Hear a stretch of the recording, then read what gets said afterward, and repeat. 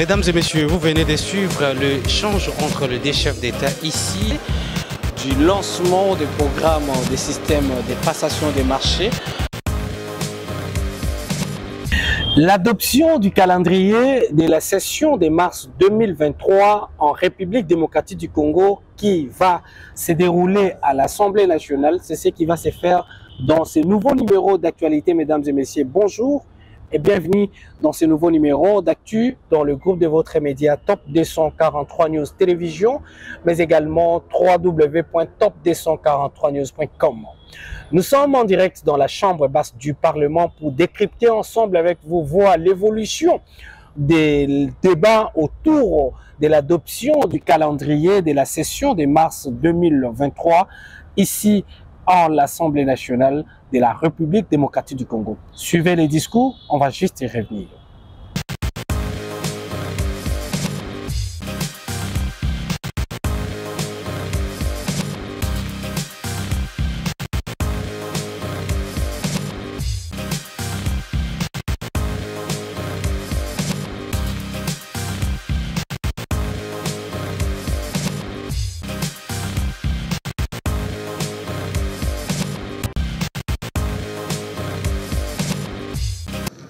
Je vais le dire lors du contrôle parlementaire qu'il faut retenir au cours de cette session des contrats signés entre l'État congolais et certains partenaires feront l'objet de contrôles parlementaires, tels que le contrat chinois et tant d'autres. Je voulais que vous reteniez ça, que dans les jours à venir, nous allons nous investir. Parce que cette mauvaise gouvernance prive l'État congolais des recettes indispensables pour le développement du pays. S'agissant de la loi de concession minière, il faut que le code minier soit strictement respecté par les entreprises du secteur. Tant que ce n'est pas respecté, tant que l'État congolais ne trouve pas ce droit, nous sommes dans l'obligation de revoir tous ces contrats qui apparaissent comme des contrats léonins. Vous venez de suivre cette plénière qui vous a donné l'idée sur les débats républicains ici entre les députés nationaux de toutes tendances, ici en direct de l'Assemblée nationale de la République démocratique du Congo. Au cours de ces débats, ici en direct de l'Assemblée nationale, mesdames et messieurs, il vous souviendra que des questions majeures liées sur la loi de la congolité qu'a proposé par l'acteur politique et l'ancien candidat aux élections présidentielles lors de 2018, Noël Tchani, accompagné avec le député national Nsingi Pululu. Ces derniers a déploré du fait qu'au cours de ces calendriers de la session de mars à l'Assemblée nationale, cette proposition liée à la congolité a été soumise par le député national Nsingi Pululu. Dans l'autre côté, Daniel Safou s'oppose farouchement à ces projets de la loi sur la congolité, entre autres en affirmant que peu importe ce que la chambre basse du Parlement pourra proposer comme cette proposition de loi, de son côté, avec l'Assemblée de la République ou pour la République, n'acceptera en aucun jamais que ces propositions de loi ou ces projets de loi sur la congolité puissent trouver son adoption à l'Assemblée nationale. Nous allons vous laisser dans cette belle ambiance houleuse ici à l'Assemblée nationale pour comprendre ensemble comment Daniel Safou et Nsingi Pululu ont failli même se bagarrer pour cette question. Suivez. La loi sur la nationalité, la loi verrouillant les postes de souveraineté, la loi dite des pères et des mères, n'a pas été inscrite dans les calendriers de cette nouvelle session de mars 2023. C'est pourquoi vous avez vu mon intervention, vous avez suivi mon intervention, bien qu'étant éprouvé, mon père biologique À l'instant où je vous parle, il est ici à Cinquantenaire, à la morgue de l'hôpital Cinquantenaire. On doit l'enterrer demain. Mais en homme d'État, je fais violence de mes devoirs et obligations me conférées par le peuple pour demander à ce que cette loi et celui des chefs de riz, la civilisation territoriale, soient alignés dans les calendriers. Une grande joie. Aujourd'hui, je vais dire au peuple congolais, réjouissez-vous. J'étais saisi de joie de voir que, avant même que je prenne la parole, les députés nationaux, les élus légitimes du peuple congolais, tous mobilisés comme un seul homme, m'obligeant de réclamer l'alignement de cette loi dans les calendriers. J'étais étonné. Aujourd'hui, c'était un grand jour où les députés nationaux, compte tenu des réalités vécues, ces derniers moments, tout le monde a demandé que cette loi soit alignée. Et ici, je vous annonce que demain, je vais déposer l'accusé de réception de cette loi, afin que la loi soit mise en débat à l'Assemblée nationale.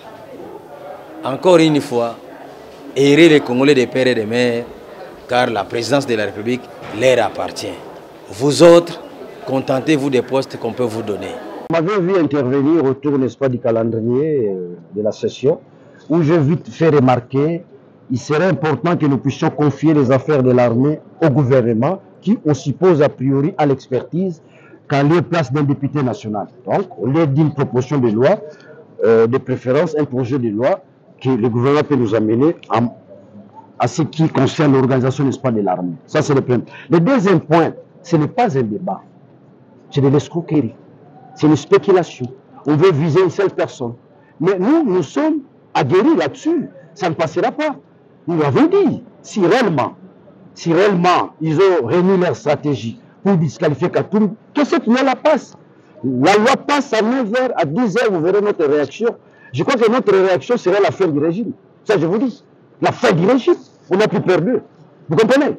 Parce qu'au fait, tout a été réglé déjà à South City. Et d'ailleurs, qui est Congolais? La Constitution a tout réglé.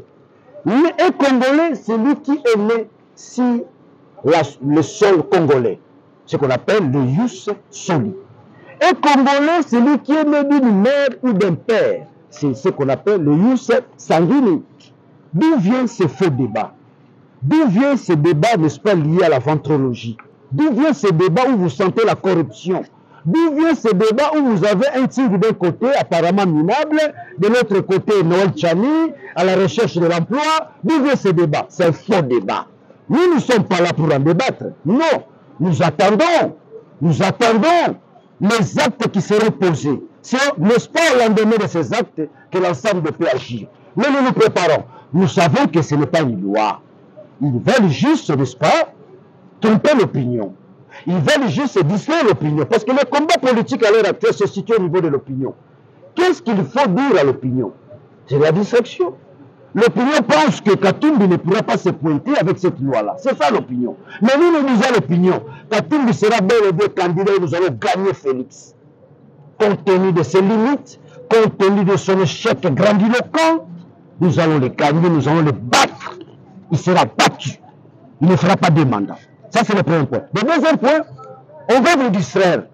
On va vous distraire parce que la chance que Dieu offre, n'est-ce pas, au Congo, c'est l'ensemble pour la République. Nous avons l'offre politique.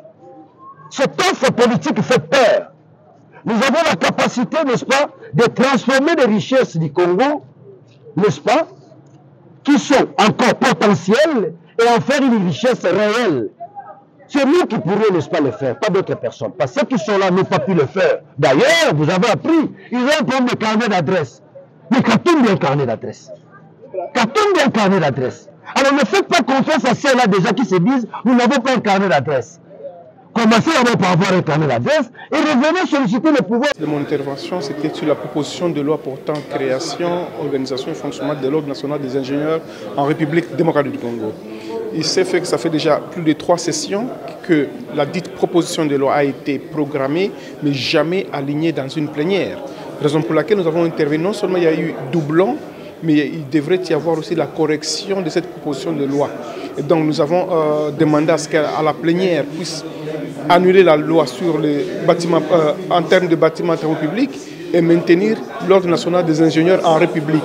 Nous refusons la redondance des ordres nationaux des ingénieurs parce que ça nous fait perdre du temps au niveau de l'Assemblée nationale. Nous voulons que les ingénieurs aient un seul ordre qui va donc les amener jusqu'à avoir un cadre juridique pour l'accroissement de la qualité des ingénieurs dans notre pays. Nous attendons de l'ordre dans le secteur des ingénieurs. Il y a usurpation de pouvoir. Nous connaissons des étrangers qui viennent dans notre pays, qui n'ont pas qualité d'ingénieurs, mais qui travaillent comme des ingénieurs. D'autant plus qu'il n'y a pas l'équivalence des diplômes obtenus. Donc nous avons des gens qui n'ont jamais fréquenté l'université. Nous en connaissons nos amis chinois, nos amis indiens, pakistanais, qui viennent faire les travaux publics sans la qualité d'ingénieur. Sous autres cieux, dans d'autres pays, il est souvent requis les diplômes d'équivalence d'ingénieur avant de s'exécuter dans tel ou tel autre travaux. Dans notre pays, nous voulons réguler les choses pour que les gens qui ont la qualité d'ingénieur puissent être valorisés. Nous estimons que nous organisons les élections parce que le pays existe. Le pays est sous menace.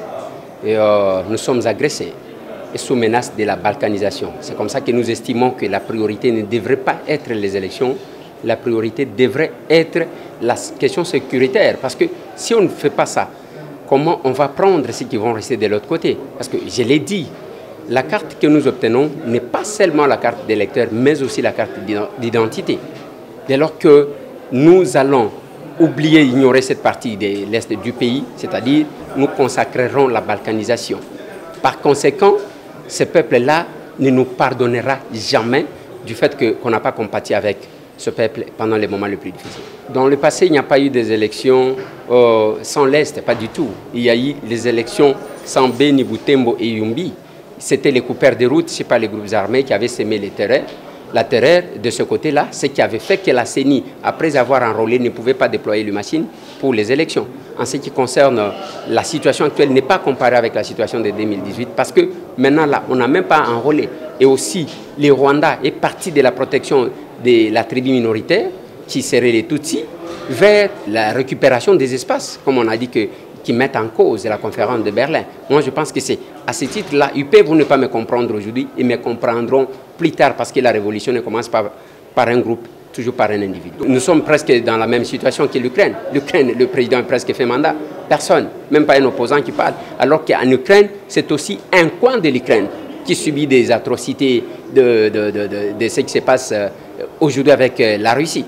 Jamais personne qui parle de ça. C'est comme si la France agressait, la France parlera des élections. C'est comme si les États-Unis agressés parleraient des élections. Je pense que c'est le manque de patriotisme qui fait que les gens puissent brandir la question électorale comme s'ils sont sûrs de les gagner.